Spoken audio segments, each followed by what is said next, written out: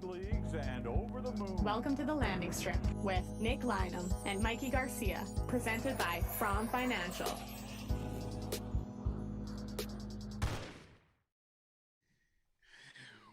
Welcome back to an emergency State of the Union version of the Landing Strip after Kevin Cheveldayoff delivered the most Kevin Cheveldayoff running for local MP press conference we've ever seen.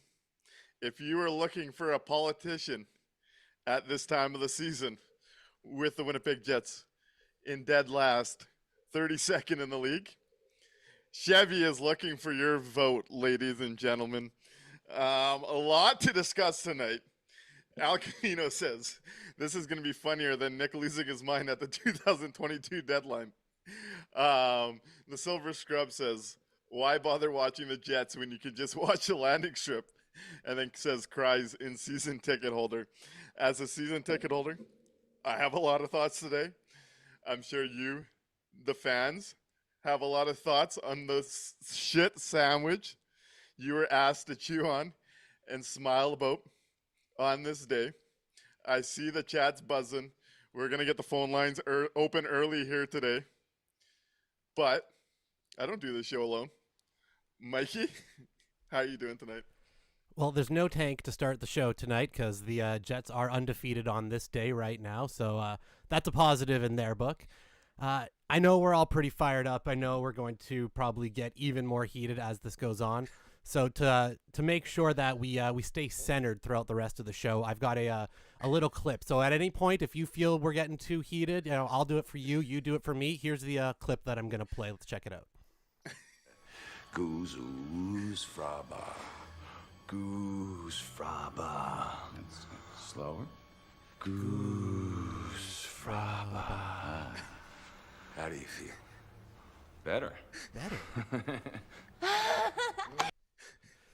So there you go. That's if at any point we get too hot, we've got a way to bring it all back in. So because today was a tough one, man. I was fighting it today. This was one of the hardest tests that I've had to put my heart after going through a cardiac event last year. Today was a stressful one on it. This one, I couldn't wait for tomorrow. I've been boiling since 10:30 this morning. The Winnipeg Jets, like we've talked about many times, find themselves on a 9-game losing streak. They find themselves as the first organization in the history of the league to go from first to dead last in a calendar year here. And we're getting the worst PR performance I've seen out of the Winnipeg Jets since the fantasy hockey comment. Maybe since the they work when we work comment. Oh, I forgot about that. That's an all-timer. Yeah. Today was an unmitigated disaster given the stakes and environment we currently find ourselves in. Mikey, we'll go point for point and get into a lot of this as we go through here. What was your biggest, what's your biggest takeaway leaving that presser from Kevin Cheveldayoff today? I understand why people drink to cope with things. Was one of the big ones. God, yeah, this was a real tough one. One of the things that stood out to me, and we'll get into the minutia of it as we go, but man, Chevy loves the phrase, a period of time. That is such an absolute wonderful nebulous phrase that means absolutely nothing, provides no context whatsoever, so he can kind of shape whatever story he wants, especially when the facts don't actually back up what he's saying, but he can kind of hide a lot of it behind the words a period of time. He brought it up so much today. It was that's a good one. I really liked it, so I can't wait to get into those. I made some notes about that. And I really I guess my big feeling from today is I think management got so worried, and a lot of the fan base too, about the perception of nobody wants to come to Winnipeg. Nobody wants to come to Winnipeg. We can't attract free agents. We can't attract free agents. I think we shifted way too hard in trying to pander to, older players that are, maybe past the prime, past getting the opportunities that they're going to get here and other places. we've made that so heavily the focus that we've kind of started to sacrifice the pathway for our young players. And now you've got a perception of young players, whether, in-house or not, that see it as, hey, there's no way for me to be, put in a position to be successful unless 8 guys ahead of me all get injured. Right. So I think we've steered way too hard in the other direction. And now we're going to have a negative reputation amongst the up and coming young players in the league, which you need now more than ever. When, we were so worried about, we have to make this an attractive place to play without stopping to think, beyond just one day. As grappling with Canada says, would you want to come to Winnipeg with a GM as smug and condescending as Chevy? If I'm a 37-year-old who's on the end of my career and can't play anymore, yeah, that sounds great. Very smug and condescending, and we're going to get into all of that. But let's stay on the topic of the drafted and young players, where I see Cody Magnuson says, can we trade for Cruz Lucius as a Hail Mary to save the season? As there's a bit of a Chaz Lucius name drop today. Cody had put together a bit of a chart earlier. So I want to go through this draft and development problem in Winnipeg and how we've talked about it at length now. 2 players since 2017 drafted and playing on this roster. But let's go back to the 2019 draft. One thing that's being missed, there's only been 2 drafts in Winnipeg's history where they didn't have a first-round pick, and that was 18 and 24. I think that's being leaned on a little too hard, given the conversations we're having. But let's look back at the draft. I know Liz has done some great stuff on Winnipeg Sports Talk Live uncovering this. But let's look a little bit further in depth where Cody did some research for us. So in 2019, Ville Heinola was the first-round pick. Career games played for Winnipeg, 53. While he was trying to make the team in the years ahead, here's where that time went. Anthony Potato, 51 games. Lucas Spiza, 44 games. Nathan Beaulieu, 105 games. Let's go to 2020, where Cole Perfetti has played 248 games. Playing ahead of him at the beginning of his career, Mason Appleton for 269, Jansen Harkins for 125, and 69 of them being in the same period of Perfetti's growth and development. 2021, Chaz Lucius. Can you believe he's not on the NHL roster right now helping this along? It's all his fault. That medical retirement just got in the way of the Jets' whole plan. Ahead of him, Dominic Toninato for 102 games. Zach Sanford, 18 games. Christian Reichel, 15 games. Brad Lambert has played 10 games. Ahead of him has played Saku Maenalainen, if you remember that name. Of course. 64 games. AGF for 76 games.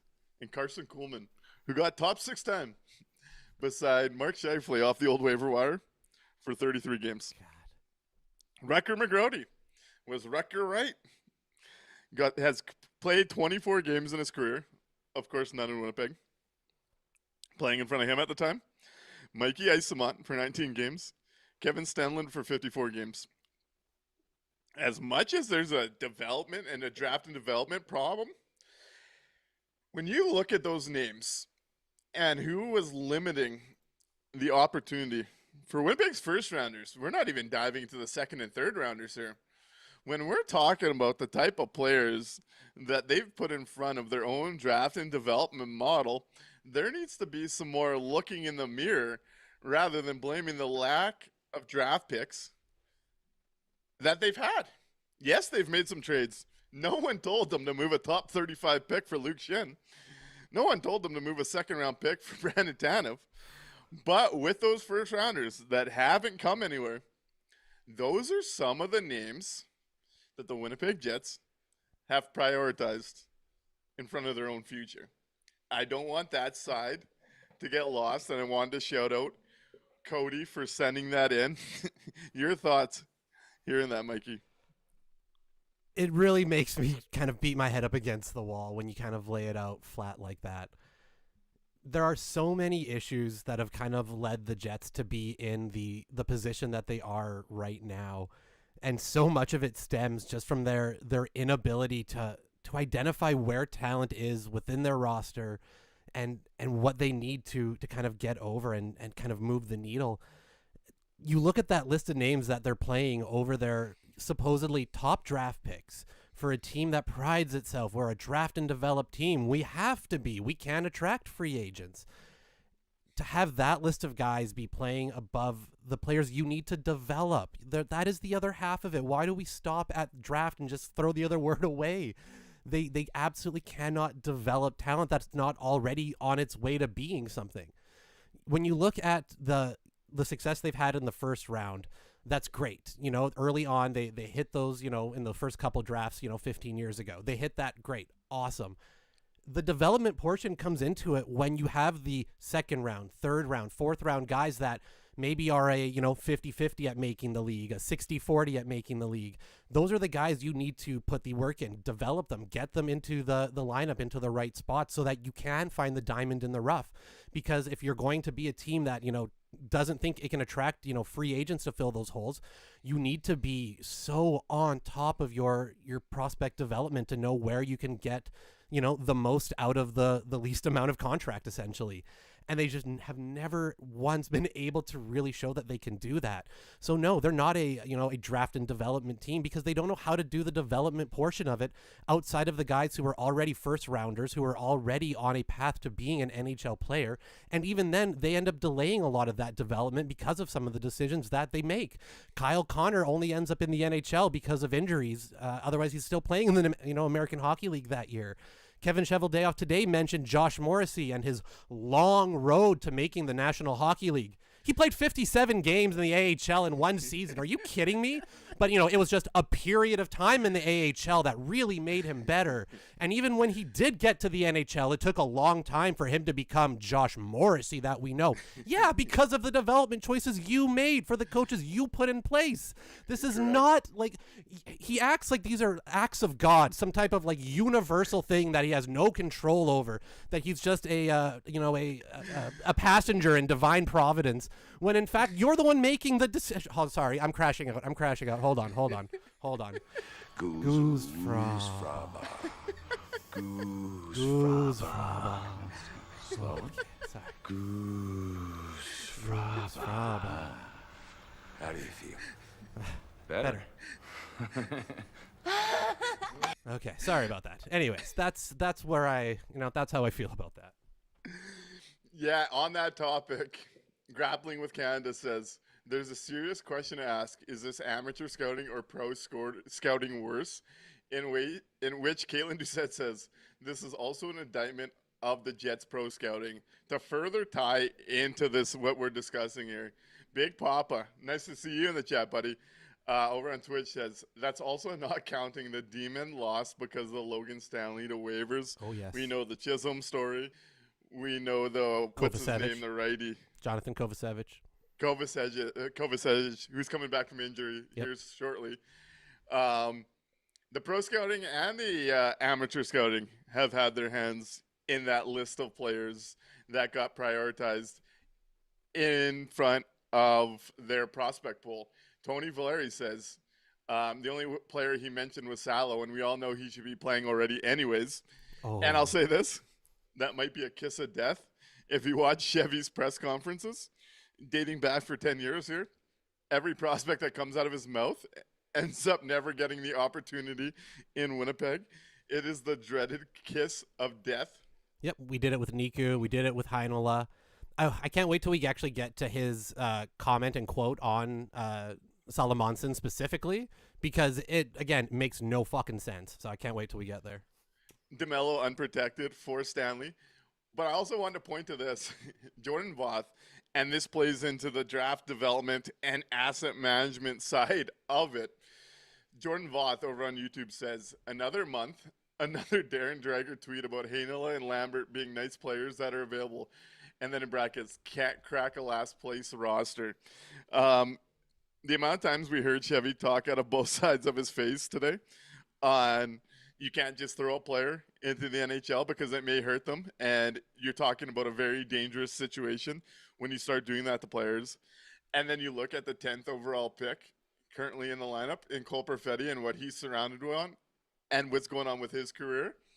He has done exactly what he described the org doesn't want to do. Go listen to that quote in fully and think about the situation Cole Perfetti, no matter how you view Cole Perfetti's individual play, think about the situation a number 10 overall pick is being placed into in the context of what Kevin Cheveldayoff says you have to avoid because it's a dangerous situation. That's what they're doing to him right now.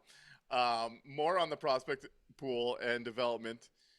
It's funny that the Stanley thing comes up because if they sign him to a contract, the two most exciting Jets prospects at the World Juniors until this lottery pick is ours was Sasha Boumediene, who I thought looked really strong as this tournament went along.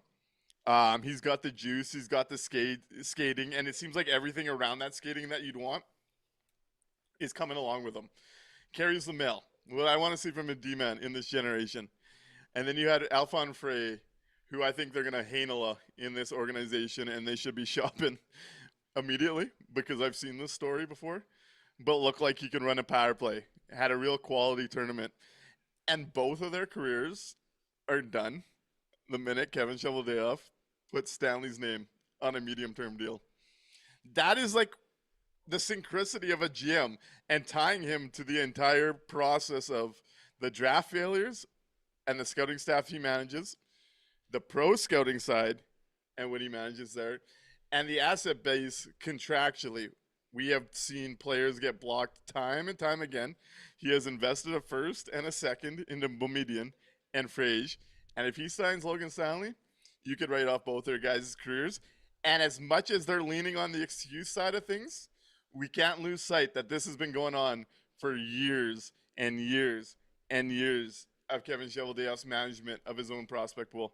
Yeah, it's Who the hell is trading for Ville Heinola and Brad Lambert? Like, it's honestly, I don't know who I'm more embarrassed about every time this comes up. I don't know if I'm more embarrassed for Darren Dreger whoring himself out to this rumor and not understanding the scope of what's going on, or Kevin Cheveldayoff continuing to peddling it. Nothing's happening. Yeah, it's Chevy. Absolutely. You know, the Silver Scrub on YouTube says it great. People could have had Heinola for free when he passed through waivers. Why would they trade for him now? Like, but Drager's going to keep shelling out whatever bullshit Chevy gives them to, keep that pipeline moving. Nothing's happening. No, nothing's happening. And I want to shout out as well over on YouTube. I believe it was, I lost it now.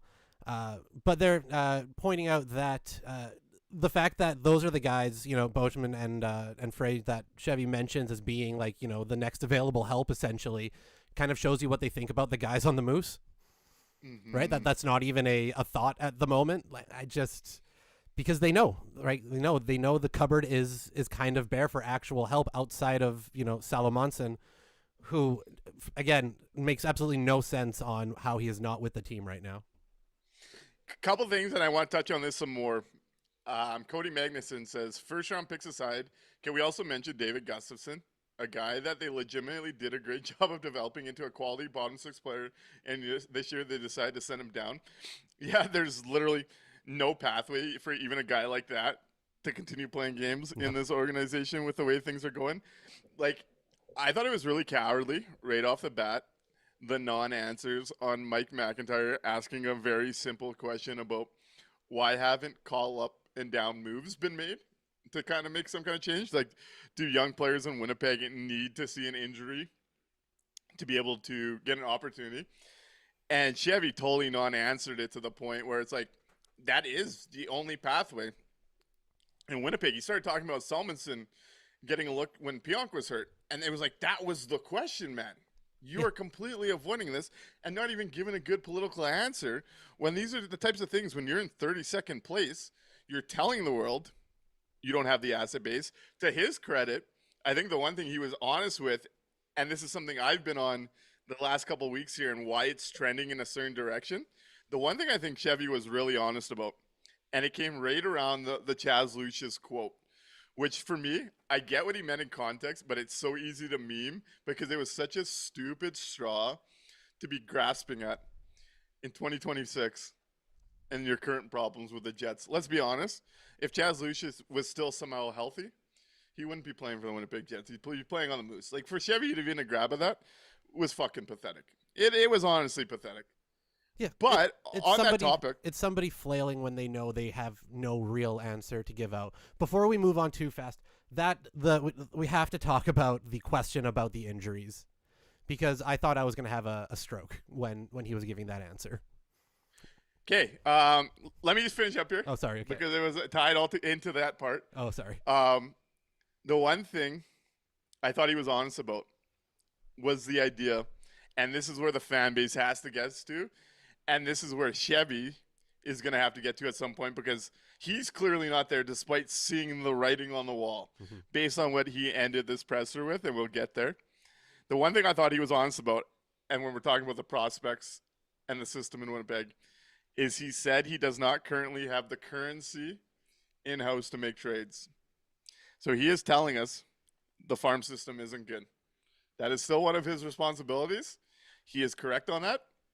We've been talking about this for weeks and why that I think they're heading for is a rebuild, and it's all about when they realize it. He acknowledged it today. That was the most honest he was, is they don't have the currency in Winnipeg to make trades. Now they're going to lean on the traded picks, but you start looking at the draft and develop history here, it's time to look a little deeper than the excuses that we're hearing in Winnipeg. Yeah, it can't just be this double speak, absolutely surface level answers, because if you just kind of poke it for half of 1 second, any of the answers that he gave today, they don't logically make any sense. Half the time it's not answering the actual question. The other half of the time it was saying the opposite. It's bananas. And you're right. Really, the only honest thing he said today was that they don't have the capital to make meaningful moves because they, quote, expelled it already. Who was the one that expelled it, Kevin? Who was the one that spent it poorly? Who was the one that gave that capital away and didn't do like that? That's you, dog. That you were the one that did that. It's not that it was expelled. It's that you already spent it and now it's not working out, which is why people are asking about it. But again, he didn't actually give an answer to, why haven't you made any moves outside of, I don't know, we're broke.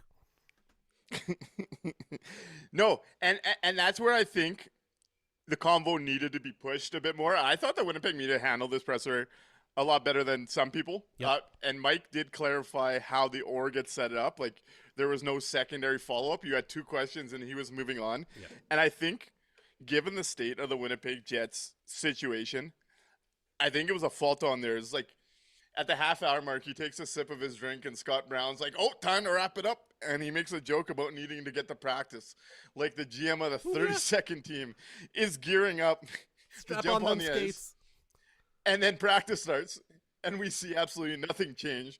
What are we talking about here? I thought that was a terrible look. Yep.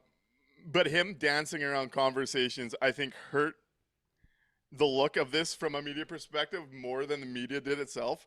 And I also thought, interesting enough, and we're going to keep diving into all this, we could even open up the phone lines here if people want to call in, get their thoughts, and we could bounce around that way. But I thought Kevin Cheveldayoff left himself more open to criticism today than any time in history. I think he's normally very calculated, and I think it got to him today because I think there's a lot of holes that we could poke in his arguments that make him look stupid here.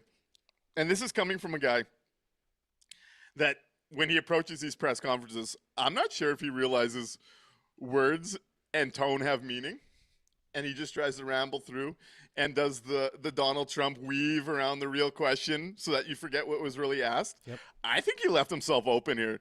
So let's go to the injury topic because I know you want to talk about it, because there's areas that I think Kevin Cheveldayoff exposed himself and the organization in this press conference, and it's time to get loud about them. This was one of the ones that is the most kind of telling because of the comments that have already been made by some Winnipeg, young Winnipeg Jets prospects, and the fact that without injuries, there's no pathway to making the team. So the direct question that was asked was, outside of injuries, why hasn't there been any performance-based promotions or demotions? The Moose have had a decent start. They've been winning some games. You signed free agents in the offseason to kind of veteran fill out the Moose. How come there hasn't been any promotions based on performance? His answer is that when Pionk went down, we brought up Salamonson. So there's been opportunity for young players to start the year. And also Fleury was out for some time. And maybe there'll be a run of injuries coming up, and we hope the players who get those opportunities are ready to go. We're limited by the roster that we carry. We're carrying 8D, and that's not ideal. Okay.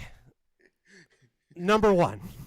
That's the exact opposite of what you were asked. You were specifically asked why there haven't been promotions or demotions based on performance. Why haven't players been waived? Because they haven't been performing. You're a last place team. That's generally something that you have in the arsenal. Why hasn't that been done? Not answered. There were opportunities for young players to start the year because of injuries. There were guys injured and out, and that's the only reason Lambo and Chibi got a few games to start the year. Again, not what was asked of you. Fleury was out for some time. Those are injuries. Maybe there's a run of injuries. Those are injuries. I wrote down during this, I'm like, am I having a stroke? Because I'm like, I don't understand how we're not getting on the same page of this. All he talked about was, yep, there have to be injuries for somebody to get an opportunity.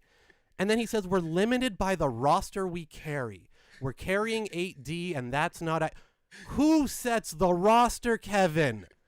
Who sets the roster, dog? That's you. My God, does he not know? Is this a case of DID? Is there like one Kevin Cheveldayoff and another one? One's in charge and the other's like, gee golly, man, I wish somebody could do something about that. That's you, buddy. I don't know how to tell you this, but that's you. You control that. You could change that right now at that press conference sitting there. You can do that. That's under your purview. I don't he just, again, he blames everything on this like nebulous, force in the world that's just kind of happening to him. And he's just along for the ride. Infinity comment says, Chevy got that Trump dementia. He has concepts I think of you a did plan. an excellent...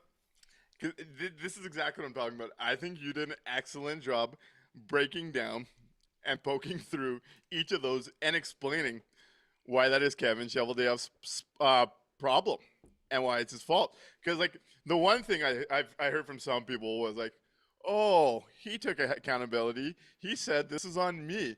You know what I heard watching that today? This is on me. And then he proceeded to throw everybody else under the bus. This is on me, the guy at the top. But it's actually a top-down problem. Our owner is a fan. The coaching staff is working really hard, but they're not getting the defensive system we got from the past.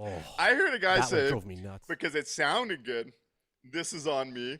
And then I watched him throw every aspect of this organization under the bus without realizing that he was quickly pointing at himself on the grand picture of this because he's the executive of it all. So I don't buy this idea that Kevin Cheveldayoff was accountable today. And I get, this is a Kevin Cheveldayoff press conference if I've ever seen one. What should I have expected? I don't know. When your team's in 32nd place, maybe some accountability for what you did. Rather than sitting there like, oh, tomorrow's going to come, baby. We're going to keep on trucking along. Don't worry. Tomorrow's around the corner. And the coaching system sucks. My ownership looks at me like a fan. And our prospect system, we don't have the currency. I don't know whose job it is to have organizational value, but we don't have the currency right now. I saw a man that kept walking himself out of what he thought was trouble spots and walking them into even more concerning areas if you're a fan of the Winnipeg Jets. This was not an exec that was accountable. This was an exec that looked at this fan base, if we're calling it honestly and bluntly. He looks at all of us as secondhand citizens. Hey, being the general manager of the owner and what ownership does for me is very important. And then the next sentence, I'm accountable to this fan base. But, don't forget the but here. There's always a but when it comes to the fans in Winnipeg. This is the same guy that lectured this fan base on fantasy hockey after he failed at a trade deadline. This is the same guy that today decided we were going to have, in his weaves of answers, he had to explain to the smart market about how the standings work and what it means to be over the line and what it means to be under the line and how teams are surprised that they're under the line. But this is sports and adversity happens. And adversity happens in sports. But I know our true fans will be there till the end. The politician now, because the heat is on him and his failures, wants to separate this market's fan base like left and right do on a political scale, but now putting a name on the true fans. The people on this show that are calling him up are not true fans of the Winnipeg Jets. We get here every night to talk about this team, to hopefully see success out of this team. And our general manager is publicly meeting after he delivered NHL history on a shit platter and telling us, be a true fan and be at the rink, or else you have to eat this shit sandwich that I delivered, because this is pro sports and this is how it goes. There is adversity in pro sports, and part of being a fan is riding the highs and lows, which I agree with, to say that. I agree. It's one of the best things about doing this show. Yep. When we were doing the playoff episodes and we're getting into it and we're excited with everyone, that is the peak of pro sports. That game 7, that is the peak of pro sports fandom. But when there is a 32nd place team 15 years in and we're hearing the organization is in bad shape for assets, we're looking at the oldest team in hockey, their worst team in hockey in 32nd place. There's a big difference from true fans buying into a new era and a new plan and seeing some down seasons because of that. We've talked about it on this show. That is where this is going. Whether they want to avoid it or not, that is where this is going. Yep. I'll be there for that. I'm excited for that. This idea, though, that true fans are supposed to reward absolute futility and failure. This was not a planned shitty season. This was a season where game 1, their big title on YouTube and their big hype video was, we're just getting started. The ownership and the GM were crying this summer at a press conference because they signed Jonathan Toews to put this over. The idea that true fans should be happy and just gulp this shit up is fucking horseshit. Yep. It is offensive. It treats this market and the people that are spending money to keep this thing going like they're fucking stupid. That is where this was a PR nightmare today. It's because Kevin Cheveldayoff cannot help it. And it's happened time and time again. And people have brushed it off because Kevin Cheveldayoff doesn't speak too much. He's always trying to not offend anybody. You got to read into what he's doing. The fact that you got to read into a press conference that was 30 minutes in 32nd place that told us nothing is already a frickin' problem for how you address a season ticket holding problem that's going to happen in the next 4 weeks. He gave us nothing. If you're a season ticket holder, what did you take away from that? You know what I took away from it? This team's even more fucked than I've even realized. And I've been trying to give optimistic reasons to find a way out of this. This mentality that the organization has and Chevy does with the treatment of fans every time something goes a little south for them is embarrassing. It's been 15 years. You're the only one that's had access to this, has controlled all this. You put this in this spot. Don't start this true fans division bullshit. And I want the reason I even think that comment is excuse me, that I think that comment is even more nefarious is, so he says, if you're a real fan, the heartbreak and the celebrations are all a part of it. Heartbreak is losing a game 7 in the playoffs. Heartbreak is making a deep run and, not being able to put it over. Heartbreak isn't watching your team atrophy into obscurity because a GM and an owner can't see that their egos are failing the team. You can't hide your failures behind quote unquote, that's just heartbreak. That's just the NHL. That's not how that works. You can't co-opt that feeling of, the highs and the lows of a team with you fucking it up and you making the mistakes and not taking the accountability for it. That's why I think that comment is even more nefarious than just, him and double speak. It's, again, trying to recontextualize what he's done and what he hasn't been able to do up to this point, again, as just, well, that's just, I've got no control over it. That's just the way the world works. It's fucking insane to me. We've got a caller when you're ready. Let's go to the phone lines. Hey, caller. Thank you so much for holding. You're on the landing strip. What's your name and what would you like to talk about tonight? Hey, I'm not sure how this is coming through. This is Harrison, HL Living Loco. Hope you guys are doing well. Hey, Harrison. Man, what a season it's been, huh? What a season. Listening, I think, to you guys kind of go back and forth about it, it's been, I think this might have been one of my most frustrating press conferences. Like, I know how Chevy thought this was going to go, and I know exactly what he was hearing in his mind when he said everything he did today. And I think Kenny was actually, in some ways, right on that point with the wording choice. I know what he thought he was saying, but the reality of the whole situation was that he needed to sell fans on hope, a message of some sort of progress and something for the future. And I could not believe that out of everything that you could possibly say, you came back circular to all of the same things that we've heard time and time again. And I think when the season ticket renewal calls are going to be going around, people are they're not doing this again. We've been through this process before. Folks are not going to there's not a lot of money for folks to be putting out there for a product that is well below everyone else. You're last in the league. You are in a dire spot. You need to give something for fans to latch on to. And I feel like I know that they can't say the season's over. I wouldn't want them to say that. Don't say you're throwing the baby out with the bathwater. That's not what I think people necessarily need to hear. But at least acknowledge a little bit more, honestly, that you've got some work to do. And they were so afraid to do that, man. They were so afraid. And now I think it's just made a whole PR nightmare. If Chevy wants to hire somebody for some PR work, I will be happily ready to take up that mantle. I will do it for free. They need some help. But thanks, guys. I appreciate the show as always. And let's hope that this is maybe a 1 to 2 year thing, even though I know it's about to get much worse.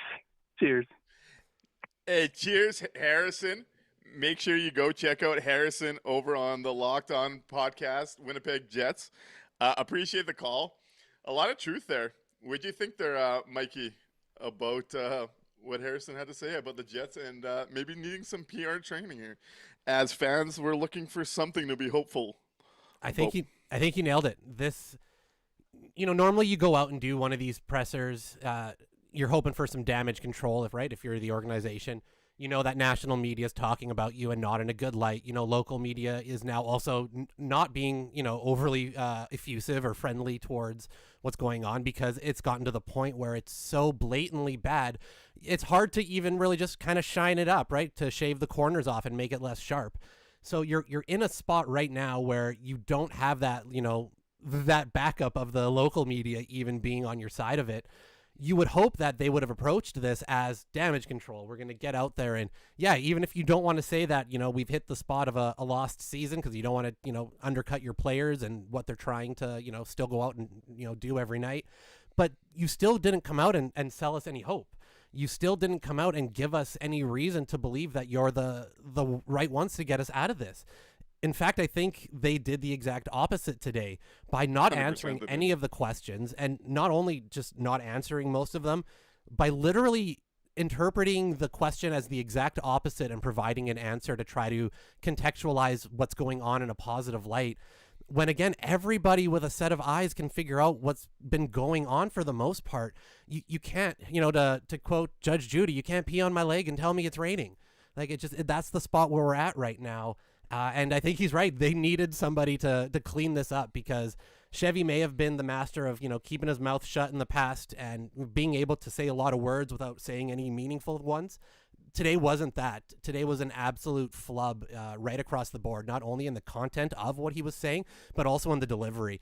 At one point when they asked him why he hadn't made any moves after the, rambling about how all of our draft capital's been expelled, like it's been a fucking shot out of a cannon, his next response was, and you have to be realistic. Like, the implication is that if you're asking why moves haven't been made for your last place team after their President's Trophy win, you're not realistic.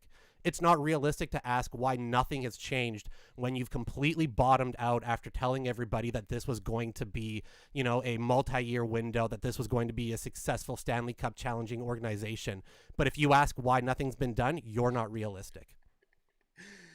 Hey, do you think it's realistic for a 32nd place team to be trying to buy Andrew Mangiapane? Oh, God. Yep, absolutely. That's what's going to save it. Chevy sure wanted to go on lectures on realism and the fan base staying realistic. And I don't know if he's living in the real world right now. This is a guy that liked to lean on adversity today, and I don't think he handled adversity well.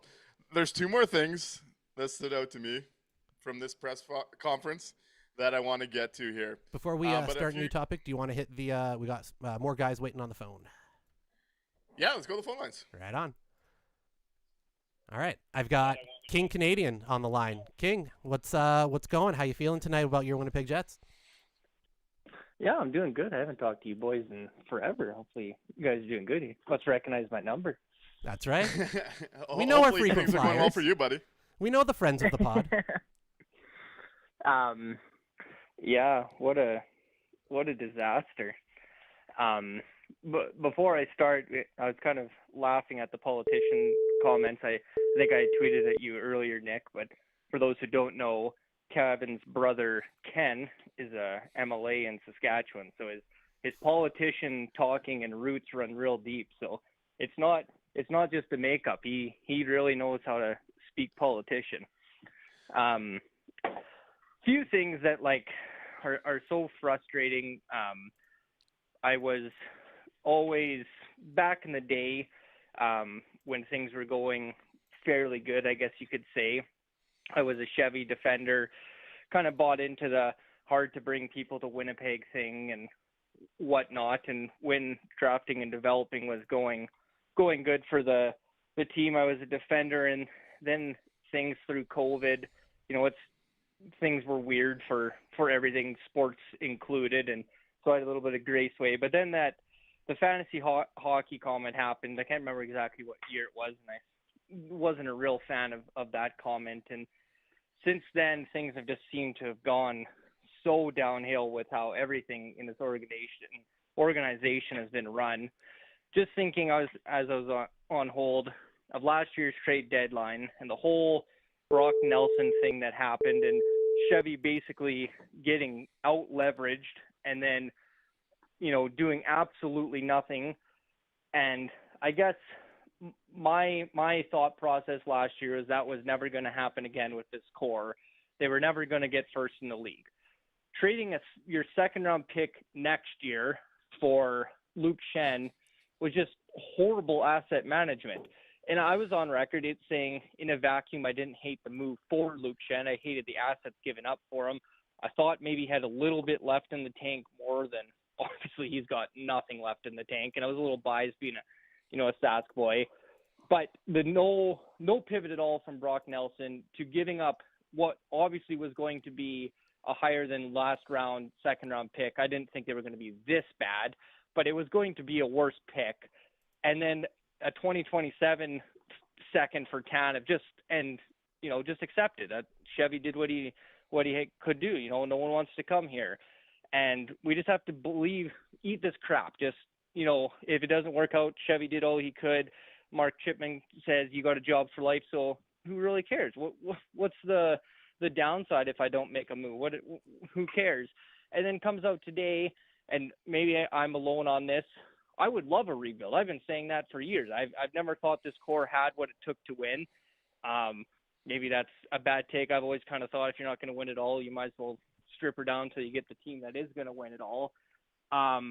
Last year was your shot. You didn't do it. And Kyle Connor, my favorite player, a lot of assets could have been, got back for a guy like that. And instead of, accepting the tank, coming out today and saying this, this core is aging, this team is old, they're slow. Wasn't obviously going to say that. I was going to say it in a more political way, but coming out and giving a direction and saying, there's going to be a bit of a reset over the next few years. And he didn't say anything at all. Just the rumors of Brad Lambert and Ville Heinola are for sale. Well, also being a 32nd team and they not being able to make your roster, and we're going to trade for Andrew Mangiapane, and that's going to change everything. It's just so frustrating when your owner's a fan, your GM has all the job security in the world, and as fans, I mean, they got to know what the fan thought is. I mean, they can't be that stupid that locked in these, boxes where everyone just tells them, a bunch of yes men around them. It's just such a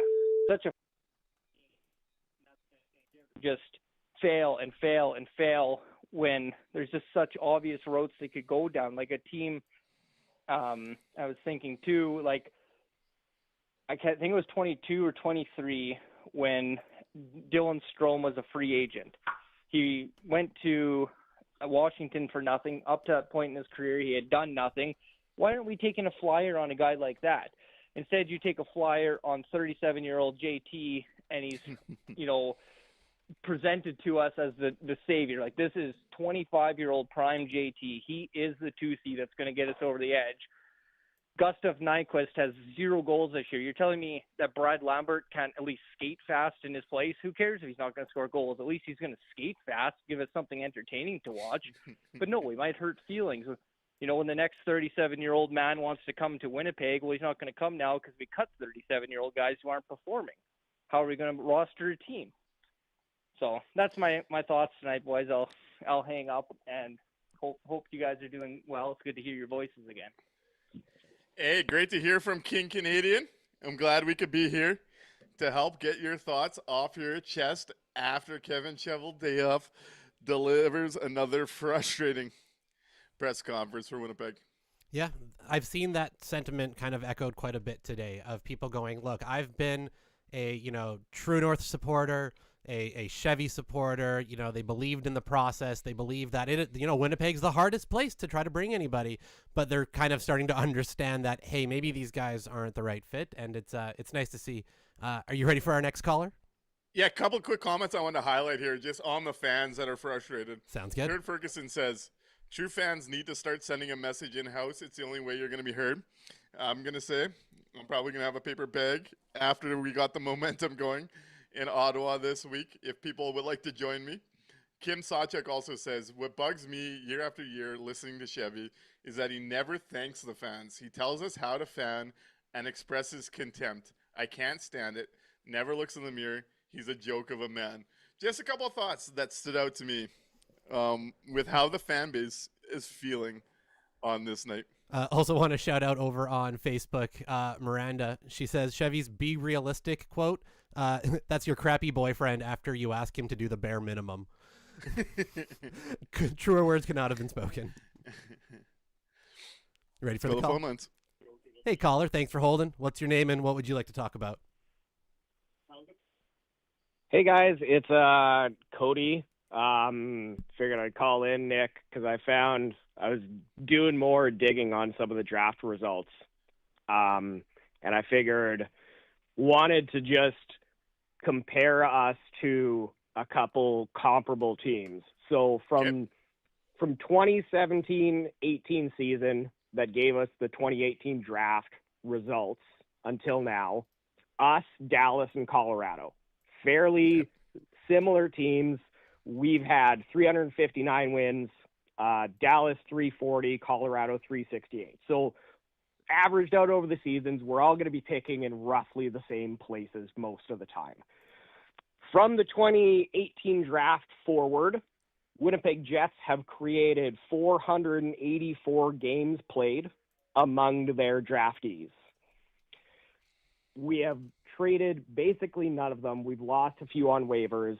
The exception would be like Nathan Smith, using him to dump Little's contract, but we haven't traded any of them to get better players coming back. Colorado has. In that same time frame, Colorado traded away Alex Newhook, traded away Bowen Byram, traded away Callum Ritchie to make their team better. Despite trading away all of their best prospects, they still have 557 games out of that same draft time period.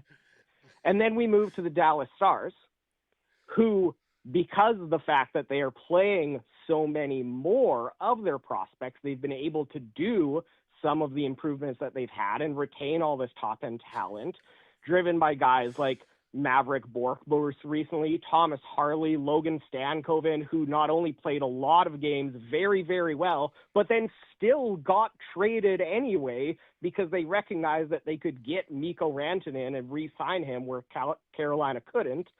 And despite trading Stankoven, who in that time frame was their absolute best prospect, they have 1,029 games played for the Dallas Stars amongst their draftees from that same time frame. And I can hear Chevy telling you right now, but we traded away a few of our picks. Well, so did Dallas, so did the Avs. We did not have a first-round pick in 2 of those drafts. Dallas also didn't have one in 2 of those drafts. Colorado didn't have one in 3 of those drafts.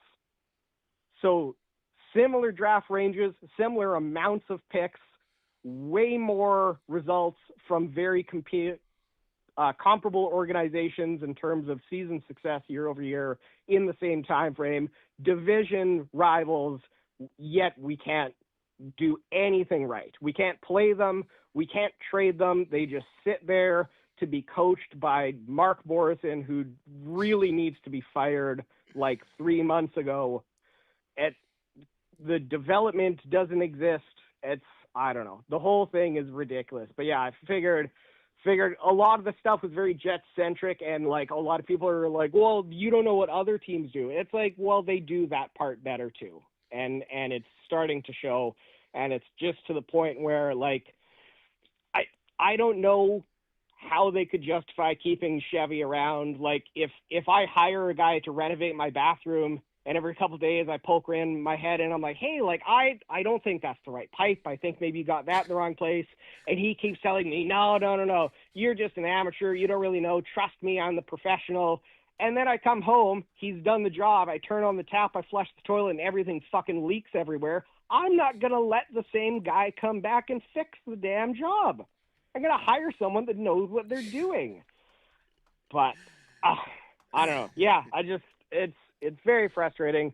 I don't think Chevy's going anywhere, unfortunately, until David Thompson finally decides to be the real owner and buy out Mark Chipman and fire all his buddies, which is the only way I can see this org ever really making the improvements it needs to. But thanks as always, guys. It's been super entertaining. Keep on calling them like you see them, boys. Hey, Cody, thank you for the call. A lot of love in both chats on that one. When you put the numbers out there just so perfectly like that, you can't even argue. How does anyone sit here and buy what the Winnipeg Jets are selling you and leaning on as a crutch after hearing that? And this is one of those things. The Winnipeg Jets have to be putting their resources in drafting, developing for this to work. They have to be. Hell of a call from Cody, especially with 2 division rivals who you're competing with. I do want to move this towards Chipman a little bit, where Scarborough21 says, I heard on a Flames podcast with Darren Dreger where he said that Chipman specifically said Chevy's job is safe. Chevy would literally just have to walk away. So on this topic, Chevy was asked about his job security today, and his own response clowned ownership in a way, in the way I view things, because that is very much correct, and Kevin Cheveldayoff knows it. When asked about it today, he wasn't asked about results, or he said it's not about like how I feel, it's about the motivation to keep going, and I still have that passion burning for this city and this market. He is going nowhere unless he Paul Maurice's himself, because Mark Chipman, and you heard it from Kevin Cheveldayoff himself. We have talked on this show about the idea Mark Chipman, and it's been reported at times, but the story always falls and goes quiet, that Mark Chipman is too active in the Winnipeg Jets way. We heard what Kevin Cheveldayoff publicly thinks about his relationship with Mark Chipman today. Not that it's a surprise. I don't think anyone's surprised about what we heard today. I think it's been an open secret forever. And Chipman got a little high on his laurels in April, announcing that Chevy would outlive him in the organization because he had finally won a President's Trophy. And the one thing rich people hate is looking stupid in person. So he's going to hang on to that because he got mouthy 8 months ago. But I think what was telling and arrogant and naive in the world of pro sports in 2025, Kevin Cheveldayoff, when asked about the last time he spoke to Mark Chipman, he thought this was a good deflection and a comforting spot. And he goes, "Oh, I talk to him every day." He's about as passionate about this as anyone. He's like a fan more than an owner. Ding, ding, ding, ladies and gentlemen. The biggest problem of the Winnipeg Jets has just been put out there publicly. I remember years ago when the Wheeler stuff was going on, I was called the Jets QAnon by a few people on Twitter for talking about this stuff. It's out there, folks. The Winnipeg Jets are proud of this reality that they have. We heard today that the Winnipeg Jets publicly embrace and are proud of the fact that their owner, who looks like at this as a fan, is involved daily in the operations. And not only that, his lead executive looks at him as a fan that he's got suckered in until his life's over. It is absolutely crazy. The first person that he ever interviewed has Mark Chipman by the balls for the rest of his life, and Kevin Cheveldayoff embarrassed Mark Chipman today, and it does not matter. We've all watched the Jerry Jones documentary on Netflix. Guess what Mark Chipman doesn't have to at least lean on? Rings 20 years ago. Yep. To lean on. Guess what, folks? We have the Jerry Jones of the NHL. He's just not as flamboyant in it. We are paying, as one season ticket holder put it to me, Chipman's team, our money. We have a fan running this team. At the end of the day, if you watch Mark Cuban with Dallas, Jerry Jones with Dallas, any owner that is a fan of the product that he is trying to run rather than a serious businessman will fail. The heart of the Winnipeg Jets problems came out publicly tonight. This team is in a lot of trouble until Mark Chipman swallows his pride, swallows his ego. I know that's a big ask. I know. And realizes that the Mom and Pop Foundation is going to take this place to a not good spot that is dangerous for this market. And it is time to be a big boy and treat this as an actual business asset, and to treat this team and its next moves like a properly functioning business projecting out the next 5 to 10 years, and take those steps to save this franchise's next 5 to 10 steps. The Chevy stuff is hilarious and expected, but now he just rolled the owner of the Winnipeg Jets underneath the bus with him, and it's time for people to talk about it. Yeah, there's such telling things, right? You can tell that this has been a stressful situation on him and that this is all starting to kind of leak through a little bit, because he was asked specifically, right? This is a change business. Professional sports is a change business. How secure do you feel? And he says, it's not about how I feel. It's about, do you have the passion? Do you still have the willingness? Yeah, because he knows he's not fucking going anywhere, right? The fire still burns deep, he said, and that this is a challenge like no other in the NHL. And it's like, shut the fuck up, man. The question is, do you think that there's any, worry that you might be losing your job, that your results, should dictate whether or not you're in that position? And his answer was, fuck no. I'm here until I don't have the passion, until I don't feel like doing this anymore. That's what he said, crazy. Right? And that's, again, like you pointed out, after in April, Chipman points out that Chevy's going to outlive him in the organization. that when you go back a couple years ago to Mark Chipman saying that winning actually isn't the most important thing in the organization, loyalty is, and standing by your guy is. These are, right, like they tell us this. They are unequivocal about how they view this. And the fact that they're being so blatantly loud about it now isn't shocking, but people should be taking notice of it, right? They are telling you that they don't care about whether or not they're getting results, whether or not they're actually able to do the things that they're telling you they want to do. Those things don't matter. What matters is their ego and whether or not they want to be in the job.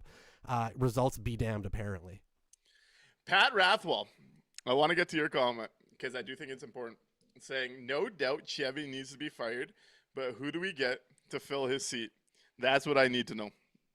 So I've had a couple of emails with this as well, and I'd like to dive into a fuller set of potential candidates.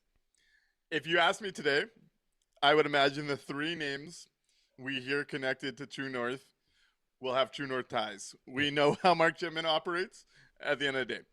I'm not saying these would be my 3. These are just me pulling from what I know who is connected in the NHL to True North. I would like to give a better answer on some ideas I would have, but the 3 that I think you would hear if they ever pulled the trigger, and they're not going to, is Dave Nonis would probably be the favorite because he's got experience and he's got the True North ties. Probably pretty scary. Yep. You're likely going to see Bonus's kid in some form or fashion. Yep. Now the AGM out in Long Island, I would imagine he interviews for that role. And the 3rd name that stands out to me would be Lawrence Gilman, who, if I remember correctly, was a lawyer in Winnipeg before getting in with the league. He helped build a lot of the mechanisms in the cap, a bit of a math guy that worked his way into the league and then worked himself into front offices. Those would be the 3 names connected to Winnipeg I think we would see talked about. And of those 3 names, Gilman's the most intriguing to me of what I know about the 3. The tough thing when it comes to trying to evaluate management compared to coaches is a lot of it's happening behind the scenes, and we don't necessarily know who's pulling the strings, whose ideas things were, and all that. But I think those would be the 3 names you would hear in that type of search. But that search is not coming in Winnipeg until Mark Chipman wakes up. Yeah, the search isn't coming. And even if it does, the person they're bringing in has to do things the True North way, right? They're not bringing in somebody to come in and shake it up, to have new ideas, to go out, because they've told us that's not how they want to operate, right? They are very set and content that this is the right way to do it. Chevy said so even today, right? They asked him about, how do you fix this? And the answer essentially was, well, our star players are still in their prime and will be for a period of time. Yeah, that's how time works, a period of time. How long is that period, Kevin? Are you saying that this is going to be going on forever? Like, what is the period of time? Could be literally this season, right? But they just don't see it as being that big of a deal. They think all of this is way overblown. It's why we're hearing about adding fucking Andrew Mangiapane and lamenting that we don't have Chad Lucius, because those are the 2 moves that would put the Jets back into Stanley Cup contention, apparently. It's just they don't see this as actually being a problem because they think that they're smarter than everybody else. That's what the press conference today dictated out, was that the organization knows better. They don't believe that all of this, hysteria is warranted, that people aren't being, quote, realistic, and that they're just a piece away from getting this right back in. Chevy again today blamed the structure, right? We're just not adhering to our defensive structure and our defensive system. And really that's on the players. That's not, right? You've put together a team that can't play that system, numbnuts. Bones' system is predicated on speed, aggression, getting in the face of the other player. You don't have that team right now. That's not the guys that you've put together. So no, it's not that, it's just they need to get back to the system. It's that you've built a roster that can't play that system anymore, and you're just too stubborn to admit that. Yes. Do you want to point out Mike Friesen's point here? In all seriousness, though, there's no team here without an Oda that cares a lot. I have no doubt he cares a lot, but that team here gets put at risk the more he puts his care into Kevin Cheveldayoff and this plan and what's being sold to him and where this is all trending, then if he took a step back and realized maybe being involved isn't the right move. Passion is great, but it's actively hurting his on-ice product, which is going to start hurting your bottom line with people at the door, right? It's great that he's passionate, and I actually, like, again, when Chevy says, you know, the fire still burns deeply in him, and it's challenges like this that you need to rise up and try and accomplish, I agree. I actually think he does care and is passionate about it. You know, the Chevy at the lake memes are always fun and funny, but I honestly truly believe that he is doing what he thinks is the right active things to try to make the team better in his mind. The problem is he's wrong, and that's okay. You can be wrong. I'm wrong all the fucking time. The issue is that he can't see that that's what's going on, and that passion is now clouding not only his own judgment, but the owner's judgment, and they've created an echo chamber where the two of them are going, yeah, I think we got this, and everything on the outside of it, every regular stat, every advanced stat, the eye test, there's nothing that's pointing to the Winnipeg Jets in its current form being a Stanley Cup contender, being one piece away. And we need to really accept that reality, and I don't think he's at that spot yet, passionate or not. Which is the last bit of conversation I want to have on this, but I want to dive into a couple things in the chat, and we'll get to it. Pat Rothwell says, where was it here? Is the True North way the correct way, though? Question mark. Definition of insanity is doing the same thing over and over and expecting a different result. That is totally the Jets in a nutshell. And I think them getting outside of their home would be a positive to bring new ideas and whatnot into the organization. But with that in mind, I will point out what Jordy said about Gilman, who said, where was it here? Lawrence Gilman helped build the 2011 Canucks and helped revolutionize a lot of stuff within the organization, along with Mike Gillis, who, if you've tuned into the show the last couple of days, I had brought up Gillis for this very reason. He's an incredibly smart hockey mind. I think of the names closest to the org, he is the guy I would probably trust in this current environment in the NHL if you had to keep it tight to True North way.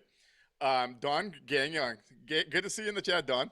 Says draft and development is the most important aspect to the Jets' future, especially because of the no-go zone for free agents.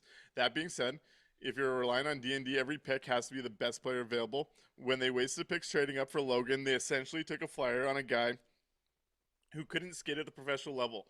As D&D is your only route, you can't make mistakes like that. I like that as well. I like this from Matt Hyman. Says, Nick, can I offer you guys some advice? Stop sugarcoating everything. Break out your shells and tell us how you really feel. Just kidding. Keep it up. Appreciate that. But I did want to get to one more, or a couple more things here. Scarborough had asked if a McKenna or a top pick, whoever this may be, it might be Stenberg, it might be a D-man, it might be Tynan Lawrence. Would that revive the Line A passion we all had? And I do think a lottery pick would get a lot of people back to the rink, regardless of what that means for the team next year. What do you think of that? Yeah, the excitement of adding such a, potentially high-end type of player is absolutely going to, spark excitement and, people wanting to be involved and see what's going on and see how it goes. The problem starts to be when that initial wave of, winning that lottery pick on that night wears off.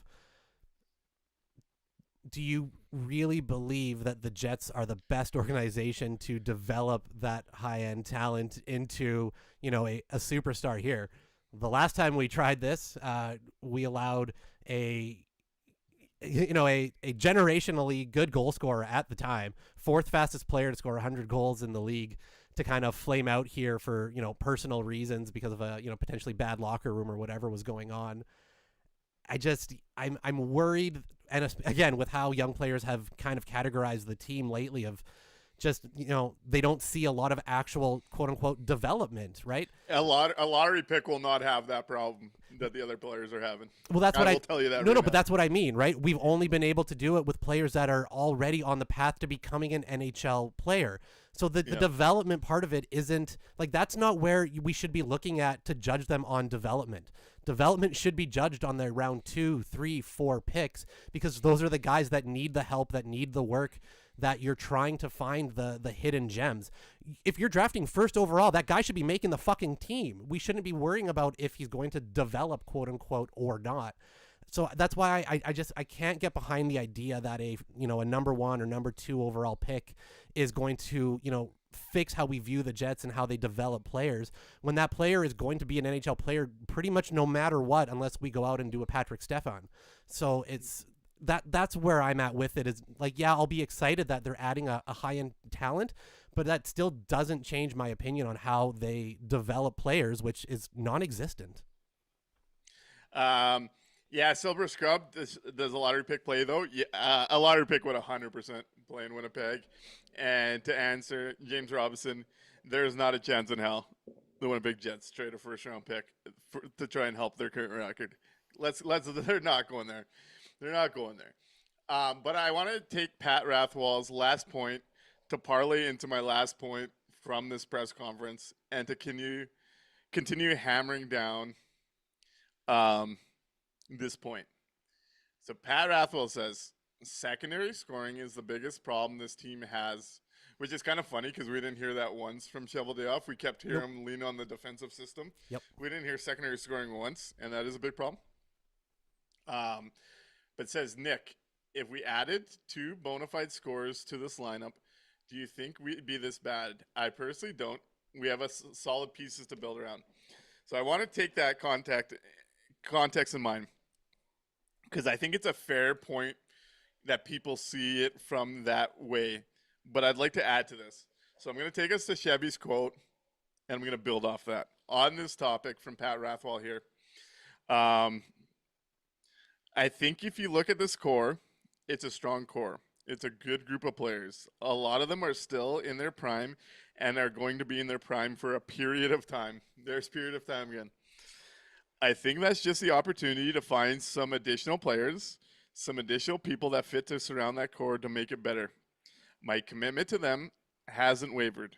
My commitment to ownership hasn't wavered. So that's Chevy talking about what he sees from this core.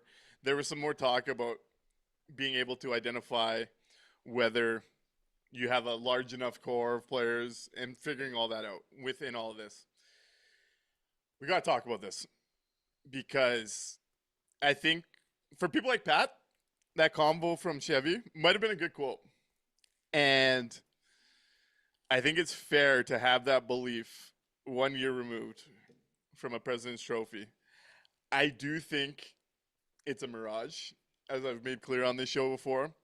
I think the reality the Winnipeg Jets are facing with this current core and the period of time they have left in their primes, they are running against Father Time in a situation where, let's paint this out using Chevy Sweek. He admitted today that they don't have the assets to make the type of trades they need to bring in those type of players. Chevy has failed in his entire history making core level piece additions to the Winnipeg Jets lineup without a core level piece asking out of Winnipeg. So Chevy, despite the fact he doesn't even have the asset pool right now, which is true, he's never shown the balls, willingness, or actual situation to make a trade like that for one player, never mind 2. At the very minimum, I believe the Winnipeg Jets need a top 3 level defenseman on the right side of the D-core. They need a 2C, and they need a scoring driving winger or a scoring winger if the center can't drive play or can drive play. My question to everybody that thinks this is going to be a quick fix will continue to be, if you don't have enough assets to bring in those type of players, And one of those will be solved at the top of this draft. But if you don't have the assets to go get one or two more of those players, how are you keeping that promise to these core players to make a real run there? How long is this period of time of prime performance for the guys that are currently carrying this franchise and still have it in 32nd place? And in saying all that, we're talking about the idea that we're getting a lottery pick to try and save this core. I want to change the perspective here.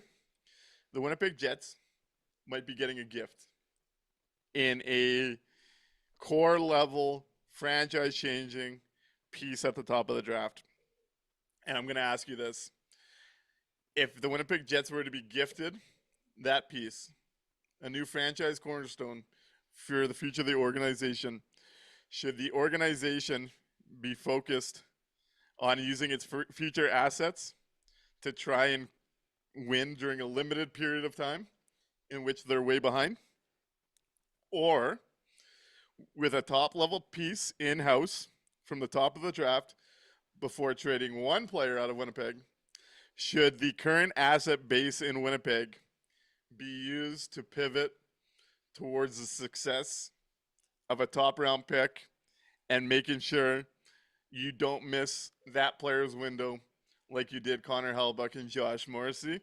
I'm going to pitch that perspective here because that's the problem I think the Winnipeg Jets are running into here. I think over the next 12 months, you will see them try and retool it on the fly, and I genuinely think they will be a better team next year than this year. I think they'll be probably with a lottery pick, pending somebody asks out and forces Chevy to work. I think they'll be somewhere in that 10th last to 15th last range. I think you'll see a jump.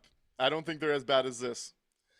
The question is that good enough when you could turn those assets into a mighty large base of assets to build around a lottery pick and give yourself a chance like you had in 17-18 again? I think these are the type of conversations that the Winnipeg Jets org needs to have.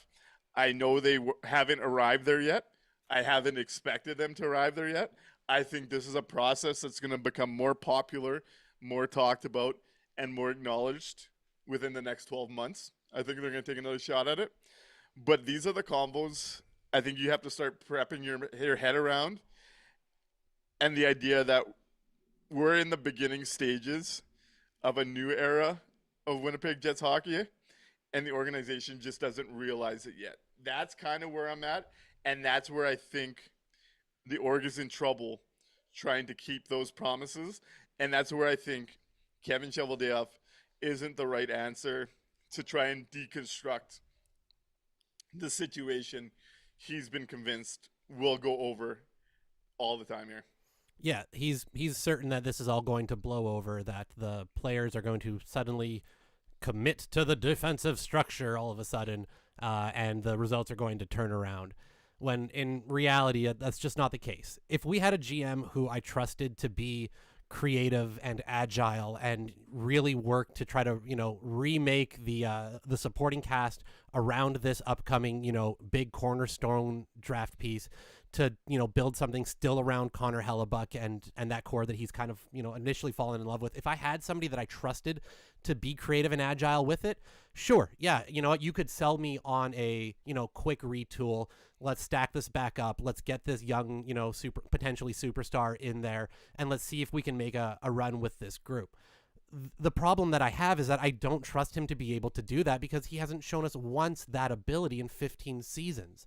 So I don't think he's all of a sudden magically going to be, really good at a quick turnaround to fix this.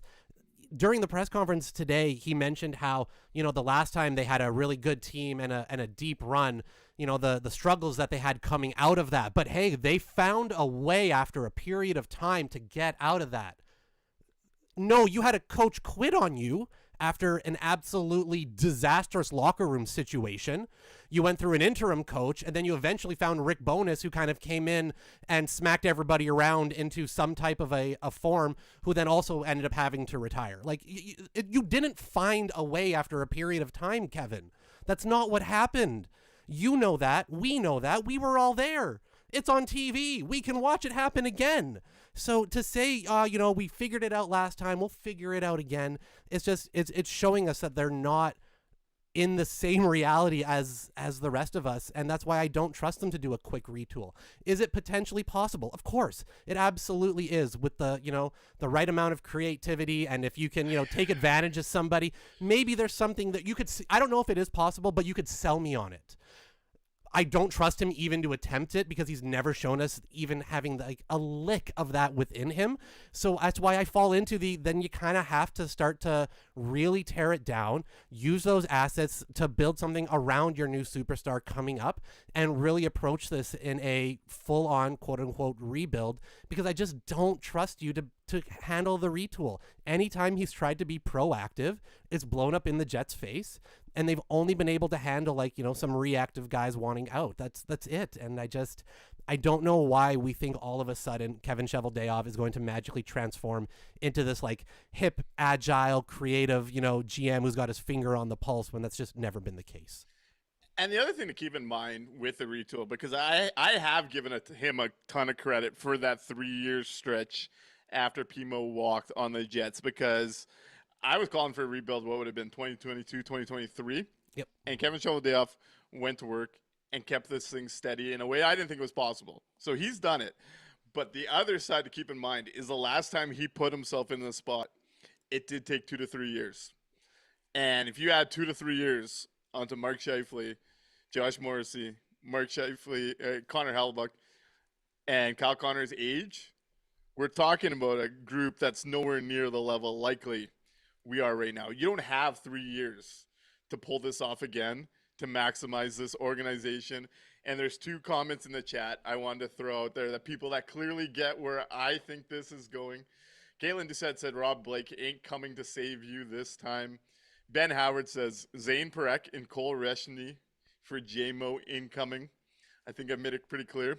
I do think JMO is going to be the first step of this process, and in which Colin Hall pitches JMO from Misa and Kenyani out of San Jose. These are the type of conversations that I do think are going to be happening in this market in 12 months, when everybody catches up, when the org finally has to admit defeat. I'm preparing you now. I'm very confident in it. We'll see where it goes. But I want to thank you all. It was a great night.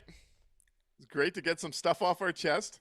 Great to have a great crowd. Another big night for the show. I'm happy all you were here contributing, a part of this. A couple phone calls, a lot of comments, a lot of reactions. We got another game tomorrow, despite all this. Vegas Golden Knights are coming into town, and they blew a game to the Chicago Blackhawks Sunday that they were up in. They're probably going to be a little upset about that, and they helped the tank by putting Chicago. Let's put this into context to end this all. On Sunday, Chicago Blackhawks went 7 points up for Winnipeg at the bottom of the Central Division. It is over, folks. Everything's about next year, and that's how we should be looking at this situation. Let's keep this tank rolling. We will be back for a potential of 10 straight losses after a Vegas Golden Knights game. Mikey, do you want to give us the tank on the way out so that we could keep thinking about tomorrow? Absolutely. Let's hit it. Stop thinking about tomorrow. Don't stop listening to me. Hey, thank you for tuning in. We'll be back tomorrow. Great to have you guys here. Let's see what happens as the Winnipeg Jets chase 10 straight losses and a solo spot all the way at the bottom of the org, or of the league, in which their GM leaves today proud of himself and wants you guys to know the true fans better keep coming. Let's all take a deep breath. We'll go out on a goose fraba, and we'll have a good night, everybody. We want 10, baby. Goose fraba. Goose fraba. Slower. Goose How do you feel? Better. Better.